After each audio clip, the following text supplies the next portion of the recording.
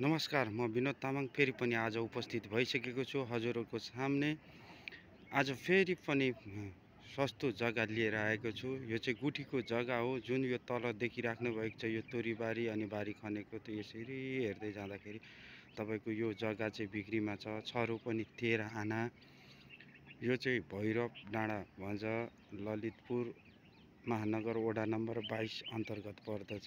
यसमा चाहिँ school, college अनि आश्रम अनि कुनै पनि फ्याक्ट्रीहरूको लागि अति उपयुक्त ठाउँ, शान्त वातावरण, बेलुकासम्म घाम लाग्ने ठाउँ। यो दक्षिण फर्केको ठाउँ छ।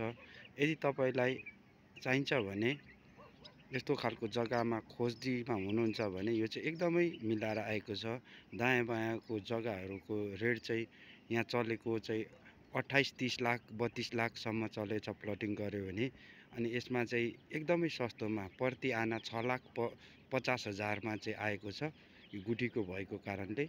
अनि यसमा चाहिँ तपाईँहरूलाई इच्छा छ भने सिधा सम्पर्क गर्नुहुन्छ। अनि उहाँ पारी पनि देख्नुभएछ, ऊ डोजर लगाएर यसो भिरालो बनाएर त्यहाँ पनि प्लटिङ हुन लागेको छ। त्यो माथिको सबै टुक्रा पारिसकेको छ। अनि यो ट्रेलाहरू छ तल अलि सेतो यसमा पनि हेर्नुहुँदैछ यो पनि। अनि यो चाहिँ तपाईँको यहाँनिर चुन्नीखेल मन्दिर छ माथि चाहिँ।